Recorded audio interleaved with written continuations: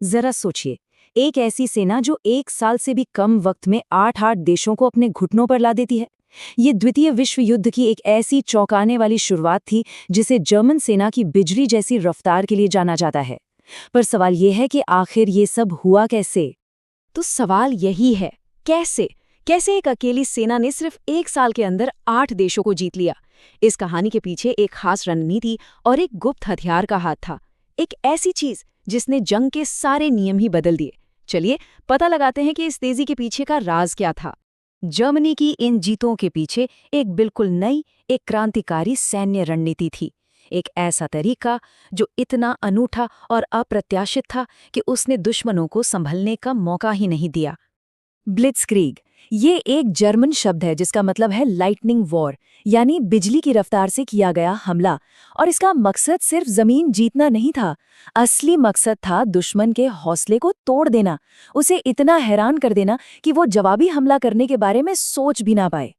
तो ये काम कैसे करता था? ये एक तरह का डबल अटैक था। जमीन पर टैंक दुश्मन की लाइनों को चीरते हुए आगे बढ़ते थे और ठीक उसी वक्त आसमान से लुफ्टवाफे यानी जर्मन एयरफोर्स बम बरसाकर तबाही मचा देती थी।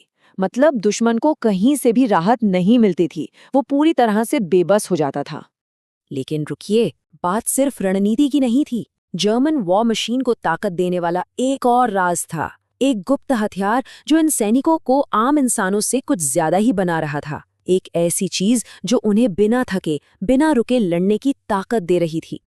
अब सवाल ये उठता है कि कोई सैनिक आखिर इतनी तेजी बनाए कैसे रख सकता है?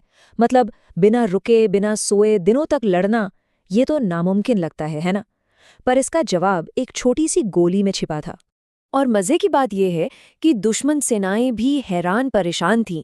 उन्हें लग रहा था कि जर्मन सैनिक किसी तरह से सुपरचार्ज्ड हैं, पर उन्हें यह समझ नहीं आ रहा था कि आखिर ये हो कैसे रहा है। उन्हें पता था कि दाल में कुछ तो काला जरूर है, और वो राज था परविटिन नाम की एक दवा। हाँ, यही था वो सीक्रेट वेपन, एक ऐसी दवा जो एक आम सैनिक को एक सुपर सोल्जर में बदल रही थी, एक ऐसी मशीन जो थकती ही नहीं थी। तो ये परविटिन करती क्या थी? ये सैनिकों की थकान मिटा देती थी। उन्हें सोने की जरूरत ही महसूस नहीं होती थी, भूख प्यास भी नहीं लगती थी, दर्द कम हो जाता था, और कॉन्फिडेंस वो तो आसमान छूने लगता था। मतलब दिन हो या रात वो बस लड़ते रहते थे। जरा सोचिए, जब दुश्मन सेना रात में आराम कर रही है तब जर्मन सैनिक लगातार आगे बढ़ रहे हैं। ये तो एक तरफा मुकाबला हो गया। और अब जो बात सामने आएगी वो शायद सबसे ज्यादा चौंकाने वाली है।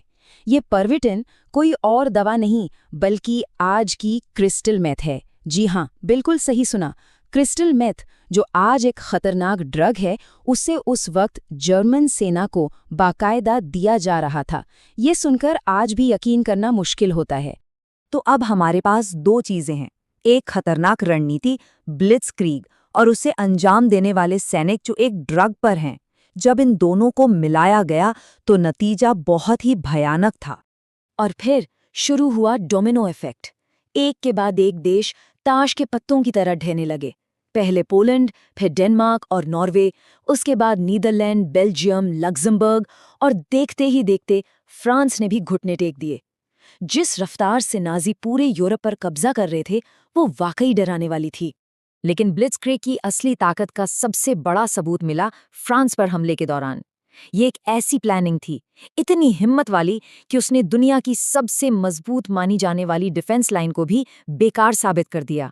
इसे ऐसे समझिए, एक तरफ थी फ्रांस की रणनीति जो अपनी मैजिनो लाइन नाम के एक बहुत मजबूत किलेबंदी पर टिकी थी। उन्हें लगता था कि इसे कोई पार नहीं कर सकता। और दूसरी तरफ थी जर्मनी की रणनीति, वो किले से लड़ने के बजाय उसके बगल से निकलने की फिराक में थे। और उन्होंने ये किया कैसे? एक बहुत ही चालाक योजना के साथ। उन्होंने अपनी सेना के एक हिस्से को नीदरलैंड और बेल्जियम पर हमला करने भेजा ताकि ब्रिटिश और फ्रांसीसी सेनाएं उधर उलझ जाएं। दूसरे हिस्से ने मैजिनो लाइन पर झूठा हमला किया, और जब सबका ध्यान इन दो जगहों पर था तब असली हमला हुआ एक ऐसी जगह से जिसके बारे में किसी ने सोचा भी नहीं था। आर्डेनेस का घना जंगल, जिसे सब पार करना नामुमकिन मानते थे। और इस एक चाल ने पूरे युद्ध का नक्शा ही बदल दिया। लाखों ब्रिटिश और फ्रांसीसी सैनिक चारों तरफ से घिर गए थे। उनके सामने था समुद्र और पीछे थी जर्मन सेना। वो बुरी तरह से फंस चुके थे। कितने सैनिक? करीब करीब 4 लाख। डनकर्क के समुद्र तट पर 4 लाख सैनिक फंसे हुए थे। ये मित्र देशों के लिए एक बहुत बहुत बड़ा झटका था। उनकी सेना का एक बहुत बड़ा हिस्सा खत्म होने की कगार पर था। और इसी घेराबंदी की वजह से इतिहास का सबसे बड़ा रेस्क्यू ऑपरेशन हुआ, जिसे हम ऑपरेशन डायनेमो या डनकर्क इवैक्यूएशन के नाम से जानते हैं। ये सब ब्लिट्जक्रीग की जबरदस्त कामयाबी का ही नतीजा था। तो आखिर में नतीजा क्या रहा? ये आंकड़े खुद कहानी बयां करते हैं। सिर्फ 9 महीने और 8 देश कब्जे में। ये थी ब्लिट्जक्रीग की ताकत और उसकी बेरहमी। तो एक नई रणनीति, जिसे ताकत मिल रही थी एक ड्रग से, उसने पूरे महाद्वीप को जीत लिया था। ऐसा लग रहा था कि नाज़ी जर्मनी को कोई रोक ही नहीं सकता। तो सवाल यही था, इस तूफान को, इस अजेय दिखने वाली मशीन को आखिर रोकेगा कौन? Subscribe for more amazing contents. Don't forget to like and share.